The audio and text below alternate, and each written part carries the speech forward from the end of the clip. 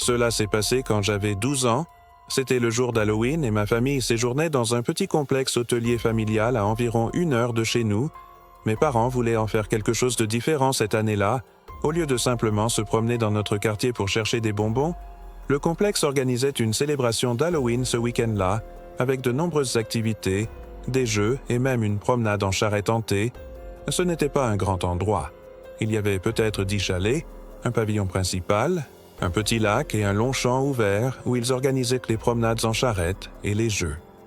Il était entouré de forêts de tous les côtés. Pendant la journée, cela semblait normal, voire un peu paisible, mais dès qu'il faisait nuit, la forêt devenait sombre et effrayante, et le complexe semblait un peu trop calme. Nous nous sommes enregistrés en début d'après-midi. Je me souviens d'être entré dans le chalet et de m'être senti excité parce que je pouvais sentir l'odeur de la fumée de feu de camp et des pommes d'amour dans l'air. Les enfants couraient en costume, bien qu'il ne fasse pas encore nuit. Mes parents ont dit que la promenade en charrette commencerait vers 19h et qu'il y aurait des jeux avant cela. Alors, je suis allé jouer pendant qu'ils défaisaient leurs valises. Il y avait des stands où l'on pouvait lancer des anneaux sur des bouteilles pour gagner des bonbons, un concours de costumes et même un espace de sculpture de citrouille. Tout était décoré de lumières oranges et de fausses toiles d'araignée. J'ai rencontré un autre garçon de mon âge là-bas. Son nom était Ryan. Il portait un costume de squelette et a dit que lui et ses parents séjournaient dans le chalet à côté du nôtre. Nous avons joué à quelques jeux ensemble et avons obtenu une bonne quantité de bonbons. À l'approche de 19h, nous avons vu une foule de familles se diriger vers la zone de la promenade en charrette. Le tracteur qui tirait la charrette était garé près d'une grande grange et ils avaient des bottes de foin alignées à l'intérieur pour que les gens s'assoient. Nous étions peut-être une vingtaine à monter. Le conducteur portait un masque d'épouvantail et il y avait des employés déguisés en zombies qui sautaient pour effrayer les gens pendant le trajet. La promenade a commencé de manière amusante. Il faisait déjà nuit et ils avaient des torches qui éclairaient le chemin de terre. Le tracteur se déplaçait lentement à travers la forêt et, de temps en temps, quelqu'un en costume apparaissait de derrière un arbre ou courait jusqu'à la charrette. La plupart des gens riaient ou criaient, puis riaient à nouveau. Cela ressemblait à une attraction d'Halloween normale, mais à mi-chemin, quelque chose m'a mis mal à l'aise. Nous traversions une partie du sentier qui était plus sombre que le reste. Le tracteur a ralenti et j'ai regardé vers la lisière de la forêt de mon côté. C'est là que j'ai vu un homme debout juste à l'extérieur de la lumière de la torche. Il ne faisait pas partie de l'équipe de la promenade en charrette. J'ai pu le remarquer immédiatement. Il ne portait pas un costume qui correspondait au thème. D'après ce dont je me souviens, il portait une veste noire, un jean et une casquette de baseball baissée sur son visage. Il était juste là, immobile, les mains dans les poches. Au début, j'ai pensé que c'était peut-être un des employés qui faisait une pause, mais il ne faisait rien. Il observait simplement. À un certain moment, j'ai établi un contact visuel avec lui, ou du moins, je crois l'avoir fait. Même avec son visage dans l'ombre, je pouvais sentir ses yeux fixés sur moi. Je me suis tourné pour regarder les gens autour de moi pour voir si quelqu'un d'autre l'avait remarqué, mais personne ne semblait l'avoir fait. Quand j'ai regardé à nouveau, il était toujours là, exactement dans la même position. J'ai essayé de l'ignorer pour le reste du trajet, mais je n'arrêtais pas de penser à lui. Quand la promenade en charrette s'est terminée et que tout le monde est descendu, j'ai regardé une dernière fois vers la forêt. Il avait disparu. Je n'en ai parlé à personne sur le moment. J'ai pensé que je l'avais peut-être imaginé ou que j'avais réagi de manière excessive. Nous sommes retournés au pavillon, où il y avait plus de jeux et de nourriture. Mes parents se sont assis près d'un feu de joie pendant que Ryan et moi allions chercher des bonbons. Tout semblait à nouveau normal. Environ 1 heure plus tard, je l'ai revu. Ryan et moi étions près de la table des collations quand j'ai remarqué quelqu'un à l'écart de la foule. C'était le même homme. Il n'était pas proche, peut-être à environ 9 mètres. Mais il se tenait près de la lisière des arbres, observant à nouveau. Il y avait beaucoup de gens autour, donc il semblait étrange qu'il soit juste là, seul. Je me souviens que mon estomac s'est noué quand j'ai réalisé qu'il regardait dans ma direction. J'ai essayé de mieux voir son visage, mais c'était difficile à cause de l'éclairage. J'ai pu distinguer une courte barbe, et je pense que sa casquette avait une sorte de logo. J'ai donné un coup de coude à Ryan et lui ai parlé du type. Ryan a regardé et a dit « C'est peut-être un des employés ». J'ai dit « Non, ce n'est pas ça. Il était dans la forêt pendant la promenade en charrette ». Ryan a haussé les épaules et a dit « C'est peut-être un père ». Je voulais le croire, mais il ne parlait à personne. Il était juste là, immobile. Quelques minutes plus tard, quand j'ai regardé à nouveau, il avait disparu. Vers 21h, si je devais deviner, la plupart des jeunes enfants étaient retournés à leur chalet. L'événement touchait à sa fin, mais Ryan et moi avions encore de l'énergie. Nous avons décidé de faire un tour dans le complexe avant de rentrer. Il y avait un sentier derrière les chalets qui menait dans la forêt. Ryan a dit que nous devrions y aller un peu pour faire quelque chose d'effrayant pour Halloween avant que la nuit ne se termine. Je ne voulais pas aller trop loin, mais nous avions des lampes de poche et je ne voulais pas passer pour un lâche. Alors nous avons marché ensemble sur le chemin de terre, riant et nous défiant mutuellement de continuer. Plus nous avancions, plus le silence s'installait, les bruits du complexe se sont estompés jusqu'à ce qu'on n'entende plus que le crissement de nos chaussures sur le chemin. Nous n'avons parcouru qu'environ 60 mètres lorsque nous nous sommes arrêtés près d'une clairière. Il y avait un vieux panneau en bois cloué à un arbre qui disait « Propriété privée ». Nous avons commencé à jeter des petites pierres sur le panneau en prétendant invoquer des fantômes, ou quelque chose de stupide comme ça. Puis, nous l'avons tous les deux entendu. Des pas lourds et lents venant de derrière nous, de quelque part plus loin sur le sentier. Nous nous sommes figés et nous nous sommes retournés. Ryan a chuchoté. C'est probablement un autre enfant. Mais ça ne ressemblait pas à un enfant. Quiconque c'était marchait avec poids, comme un adulte. J'ai éclairé le chemin avec ma lampe de poche. La lumière n'allait pas très loin, et je ne pouvais encore voir personne. Puis, les pas se sont arrêtés. Pendant quelques secondes, ce fut le silence complet. Puis une voix a parlé. Elle a dit « Salut les garçons ». C'était une voix d'homme, calme mais d'une manière ou d'une autre intimidante. Ryan m'a regardé et je pense qu'il a réalisé la même chose que moi.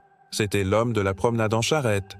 Il est entré dans la lumière juste assez pour que nous puissions voir une partie de lui. Même veste noire et casquette. « Qu'est-ce que vous faites ici dehors, tous les deux » a-t-il demandé. « Vous aimez les bonbons »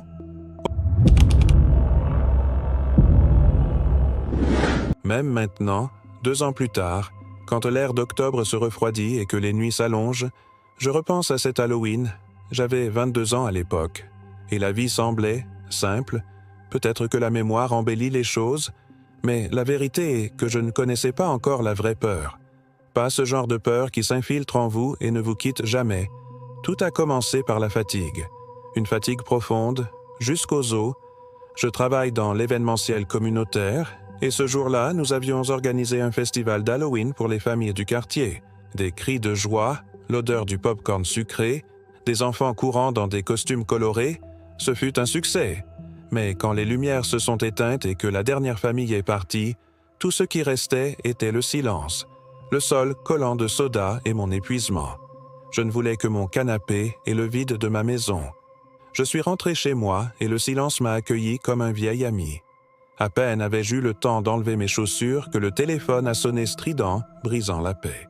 C'était ma petite sœur Clara. Sa voix toujours pleine d'une énergie que je n'avais plus semblait trop enjouée. Elle voulait que j'emmène elle et mon neveu Miguel chercher des bonbons. Leurs parents, comme les miens, avaient déjà succombé à la fatigue de la fête. C'est tombé sur moi, le grand frère. Le cool. Un lourd soupir m'a échappé. Je ne voulais pas y aller, chaque muscle de mon corps protestait, mais comment leur refuser quelque chose? J'ai enfilé les premiers vêtements que j'ai trouvés et je suis allé les chercher. Chez mes parents, l'odeur de citrouille et de cannelle flottait dans l'air. Clara était devant le miroir, apportant les dernières touches à son costume de sorcière gothique, avec un maquillage pâle qui lui donnait un air éthéré et sombre.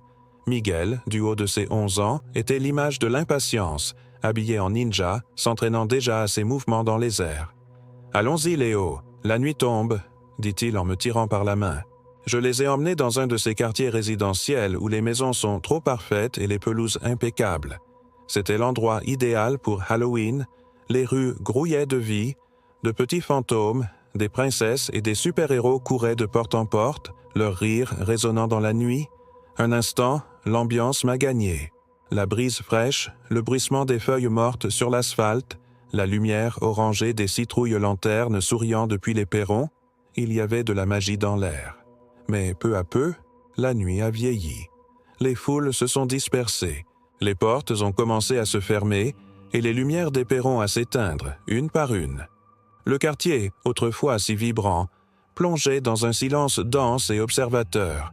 Nous étions dans la dernière rue, la plus éloignée de la voiture, quand la magie a commencé à se dissiper, laissant place à une sensation étrange. Un pressentiment. C'est là que je l'ai vu. Ou plutôt, quoi que ce fût, de l'autre côté de la rue, dans un jardin englouti par l'obscurité d'une maison sans lumière, il y avait une silhouette. Complètement immobile, vêtue de noir de la tête aux pieds, avec une longue cape qui en faisait une tache de vide contre la nuit, ce n'était pas une décoration. L'immobilité était anormale, prédatrice. C'était comme regarder un trou dans la réalité. Je suis une personne attentive. Je l'ai toujours été, mais cette chose a attiré mon regard avec une force magnétique. Mon cœur a fait un bond. Restez près de moi, ai-je chuchoté sans quitter la silhouette des yeux. Qu'est-ce qu'il y a? Demanda Clara, sa voix soudainement tendue. Il y a quelqu'un là-bas, dans le jardin sombre, ai-je dit à voix basse. Regardez, mais ne fixez pas, ne faisons pas attention. Miguel a laissé échapper un petit rire. C'est juste quelqu'un qui essaie de faire peur, c'est Halloween. Mais Clara n'a pas ri. Je l'ai senti se rapprocher et son silence était plus alarmant que n'importe quel cri. Elle savait que, dans le sac à dos que je portais, entre les bouteilles d'eau et une trousse de premier secours, il y avait un Glock. Un poids que je portais plus par paranoïa que par nécessité, ou du moins c'est ce que je pensais. La présence de cette arme, qui me semblait auparavant une exagération, était maintenant une encre froide de réalité dans mon estomac. Nous avons commencé à marcher, feignant un calme que nous ne ressentions pas. La voiture semblait à des kilomètres. Du coin de l'œil, je voyais la silhouette. Elle ne bougeait pas, mais je sentais son regard fixé sur nous. Une pression invisible sur ma nuque. C'était comme si l'air autour d'elle était plus froid, plus lourd. Alors, nous avons entendu. Le son a déchiré le silence de la rue. Un bruit rythmé, lourd. Toc, toc, toc. Des bottes militaires frappant l'asphalte. Le son ne venait pas de la silhouette.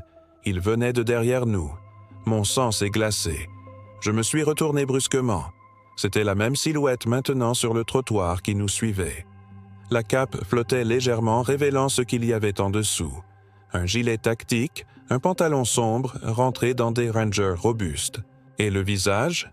Le visage était un masque noir en lycra, centré, un vide absolu. La peur a cessé d'être un pressentiment pour devenir quelque chose de physique. Un nœud dans ma gorge, ce n'était pas un costume, c'était de l'équipement. N'arrêtez pas de marcher, ai-je chuchoté, mon ton urgent. Et ne regardez pas en arrière, la personne nous suit. Continuez simplement à marcher, normalement. J'ai regardé Miguel, essayant de lui faire comprendre la gravité sans le terroriser. Sois un bon ninja et reste silencieux, d'accord? Il a hoché la tête, ses grands yeux effrayés. Clara lui a serré la main avec force. Chaque pas était une torture. Le son des bottes derrière nous était méthodique, implacable maintenant, une distance constante. Elle ne se pressait pas, et c'était le plus effrayant. C'était comme si le temps n'avait pas d'importance. Il nous rattraperait quand il le voudrait. Enfin, la voiture, les lumières de la rue se reflétaient sur le pare-brise comme un phare d'espoir. Mais la silhouette ne s'est pas arrêtée. Elle a continué à venir dans notre direction, un spectre au dessin sombre. C'est alors que l'instinct a pris le dessus. D'un mouvement fluide, j'ai glissé le sac de mon épaule, ouvert la fermeture éclair et sorti l'arme. Le métal froid était lourd et réel dans ma main tremblante. J'ai pointé la silhouette. « Pourquoi nous suivez-vous » Ma voix est sortie plus ferme que je ne l'espérais. La silhouette s'est arrêtée. Un instant, rien ne s'est passé. Puis, lentement, les mains se sont levées, non pas en signe de reddition, mais dans un geste presque désinvolte. La main gantée s'est portée au masque et l'a retiré. C'était une femme, peut-être dans la trentaine, mais son visage était vide, ses yeux ne montraient ni surprise ni peur, juste un vide profond et calculateur. Elle m'a fixé, ignorant l'arme pointée sur elle. « Pourquoi nous suivez-vous » ai-je répété, l'adrénaline martelant dans mes veines. Sa réponse est venue d'un ton monotone, dépourvu de toute émotion, presque mécanique. « Je suis une policière en civil. Il y a eu un signalement d'effraction. Quand vous m'avez regardé, vous avez semblé suspect. Il vaut mieux baisser cette arme, ou je pourrais vous arrêter pour menace envers un agent de la loi. » L'histoire était si absurde que j'ai failli rire une seconde. Policière en civil, avec un équipement tactique et un masque en lycra. Debout, le dos tourné à la prétendue maison cambriolée. Les questions se bousculaient dans ma tête, mais je ne parvenais pas à les verbaliser. Il y avait quelque chose de terriblement anormal dans ses yeux. « Votre couverture n'a aucun sens », ai-je réussi à dire. Son expression a changé. Le vide dans ses yeux a été remplacé par une lueur d'irritation, presque imperceptible. Et puis, le coin de ses lèvres s'est retroussé, formant un sourire qui n'a pas atteint ses yeux. Un sourire froid, prédateur et absolument terrifiant. « Si vous n'aviez pas eu cette arme, dit-elle, sa voix toujours basse et sans émotion, cette nuit aurait été très, très différente pour vous. » Au moment où ces mots sont morts dans l'air, j'ai vu des ombres entre les maisons, des ruelles sombres qui n'étaient auparavant que de l'obscurité. 4 autres silhouettes ont émergé, silencieuses, toutes avec le même équipement tactique. Elles ne marchaient donc pas, elles glissaient, elles se déplaçaient dans une synchronisation parfaite et inhumaine. « Montez dans la voiture, maintenant !» ai-je crié. Clara et Miguel n'ont pas hésité. Le bruit des portières claquant a résonné dans la rue silencieuse. J'ai gardé l'arme pointée sur la femme tout en montant dans la voiture et en la démarrant. Quand j'ai accéléré, faisant crisser les pneus sur l'asphalte, j'ai regardé dans le rétroviseur. La femme était toujours là au même endroit, arborant toujours ce sourire macabre. Les 4 autres silhouettes étaient alignées à côté d'elle, immobiles. Leurs visages n'étant que des taches floues dans l'obscurité, nous regardant partir. Le trajet du retour s'est fait dans un silence de mort, seulement rompu par nos respirations haletantes. J'ai déposé Clara et Miguel chez eux, je les ai serrés dans mes bras avec une force qui les a effrayés, et j'ai attendu que la porte se ferme et soit verrouillée. Mais l'histoire ne s'est pas arrêtée là. La vraie terreur ne faisait que commencer. Quelques jours plus tard, mon téléphone a vibré. Un message d'un numéro inconnu, sans texte, juste une image. C'était une photo de ma voiture, prise de loin sur le parking de ma résidence. Ils savaient où j'habitais, ils savaient qui j'étais. La police a enregistré le rapport, mais sans menace directe. Ils ont dit qu'il n'y avait rien à faire. La paranoïa s'est installée comme une maladie. Chaque craquement dans ma maison était un intrus. Chaque personne qui me regardait trop longtemps dans la rue était l'un d'eux. Je suis retourné à cette maison dans le quartier poussé par un besoin désespéré de réponse. Un homme d'apparence normale a répondu. Il a dit qu'il n'y avait pas eu d'effraction, qu'il avait dormi toute la nuit. Il semblait sincère. Mais comment pouvais-je en être sûr? Qui était-il? Pourquoi nous? Était-ce le hasard? Ou m'observait-il depuis le début, et ma décision d'emmener les enfants cette nuit-là ne leur a-t-elle donné que l'occasion parfaite? Le fait que j'étais armé a-t-il ruiné leur plan? Ces questions me hantent encore aujourd'hui. J'ai suivi une thérapie, j'ai installé des caméras, j'ai essayé d'avancer, aucun autre message n'est arrivé, aucune autre silhouette n'est apparue, mais le mal était fait. Cette nuit-là m'a appris la leçon la plus terrifiante de toutes. Halloween est la nuit où les gens portent des masques pour s'amuser. Mais les vrais monstres n'en ont pas besoin. Ils marchent parmi nous, avec des visages vides et des sourires qui n'atteignent pas les yeux, attendant juste que nous baissions notre garde dans le noir, et ils observent toujours.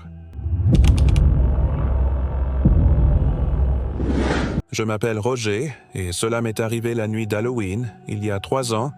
J'ai 29 ans et je travaille dans un bureau ennuyeux, mais le salaire est bon. Quand c'est arrivé, je récupérais les restes, les jours de congé des débutants, les services que personne ne voulait, etc. Alors, quand Halloween, ma fête préférée, est arrivée, j'étais plutôt excité. Ça n'a jamais été facile d'être le nouveau au travail. Alors, je voulais profiter d'une soirée à regarder les enfants être des enfants et à me détendre à la maison en regardant des films. À l'époque, je vivais seul dans une petite maison en périphérie de la ville avec ma petite amie, mais elle était hors de la ville avec ses parents. Ce n'était pas exactement isolé. J'avais des voisins, mais la rue devenait très calme une fois l'heure de la chasse aux bonbons terminée. Les familles du quartier éteignaient généralement leur lumière vers 21h. Comme je n'avais pas d'enfants, je distribuais simplement des bonbons jusqu'à ce que la foule diminue. Lors de plusieurs Halloween passés, avant d'avoir mon propre logement, j'étais assez habitué à la blague occasionnelle de sonner et de s'enfuir. C'est pourquoi il y a un sort, danse des bonbons, ou un sort, ici et là. Cette année-là, Halloween est tombé un samedi, et je me souviens qu'il faisait froid, mais le temps était clair. Vers 22h30, j'étais affalé sur mon canapé, regardant un film d'horreur à moitié tout en piochant dans un bol de restes de bonbons. Je n'avais vu personne depuis environ 1 heure. Alors, quand j'ai entendu frapper faiblement à ma porte latérale, j'ai supposé que c'était des retardataires. Mais quand j'ai ouvert la porte, il n'y avait personne. Juste l'allée vide et le léger bruissement des feuilles. J'ai ignoré. Les enfants font des blagues tout le temps à Halloween. Je suis retourné dans mon salon pour finir de regarder Conjuring 2. Le Casson Field, 15 minutes plus tard, j'ai de nouveau entendu le même son, sauf que cette fois, ça venait de la porte arrière, celle qui donnait sur la petite terrasse. Cela a déclenché des alarmes dans ma tête parce que personne n'utilisait cette entrée. Je me suis figé dans le salon, à l'écoute. La télé était éteinte maintenant, et je pouvais entendre clairement le cliquetis métallique de la poignée de la porte arrière testé lentement et prudemment.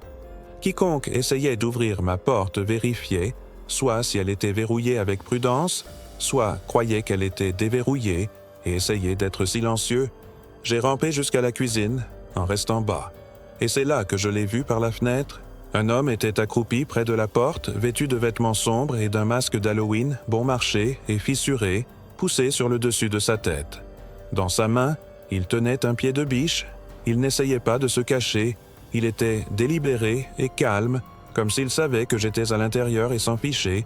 Je me suis reculé silencieusement et j'ai pris mon téléphone. Chuchotant au 911 ce qui se passait, l'opératrice m'a dit de rester en ligne, de m'enfermer dans un endroit sûr et de ne pas l'affronter. Je ne voulais pas faire de bruit en claquant les portes à l'étage. Alors, je suis resté accroupi en haut des escaliers tenant un couteau de cuisine, chuchotant des mises à jour. J'ai jeté un coup d'œil en bas et j'ai vu l'homme s'éloigner de la porte arrière. C'est alors que j'ai entendu le faible bruit d'une moustiquaire de fenêtre qu'on arrachait. Il était à la fenêtre du sous-sol maintenant. J'ai chuchoté à la répartitrice. « Il est au sous-sol. » Ma voix tremblait. Elle m'a dit que les policiers étaient déjà en route. Puis est venu le pire moment. J'ai entendu du verre se briser. Il cassait la fenêtre. Mon sang s'est glacé. Et ce n'était pas juste un cambriolage rapide. Ils savaient que j'étais là. Et la plupart des cambrioleurs n'essaient généralement pas d'entrer dans une maison où ils savent que quelqu'un est encore à l'intérieur. Les minutes ont semblé des heures. La répartitrice m'a fait parler doucement pour s'assurer que j'allais toujours bien. J'ai entendu des pas crisser dehors. L'homme faisait à nouveau le tour de la maison, puis des phares ont balayé les stores. Le soulagement m'a inondé lorsque des lumières rouges et bleues clignotantes se sont arrêtées devant. L'homme s'est enfui. Je l'ai vu courir à travers mon jardin, mais il n'est pas allé loin. Les policiers l'ont plaqué juste après mon allée. Je n'ai même pas réalisé que je tremblais jusqu'à ce que je vois l'un des policiers le ramener menotté. C'est là que j'ai vu ce qu'il transportait, le pied de biche, du ruban adhésif et des serre-câbles en plastique fourrés dans son sac. Ce n'était pas un cambrioleur à la recherche d'objets de valeur. Ce type avait un plan, et c'était quelque chose de bien pire. La police m'a dit qu'il avait un long casier judiciaire pour des effractions de domicile, et qu'il était suspecté dans d'autres affaires où des personnes avaient disparu. Jusqu'à ce jour, je déteste être seul à la maison, à Halloween. C'est censé être une fête de peur et d'amusement. Mais chaque fois que j'entends des pas ou des coups dehors la nuit, je ne peux m'empêcher de me souvenir de tout ce qui concerne cette nuit. La partie qui me glace le plus est que si la police était arrivée juste 5 minutes plus tard, peut-être que je ne serais pas là pour raconter l'histoire. La police a fait un suivi quelques semaines plus tard. Ils m'ont dit ce qu'ils avaient trouvé dans son sac à dos. Il avait un pistolet Colt 45, plusieurs couteaux de cuisine et de la corde.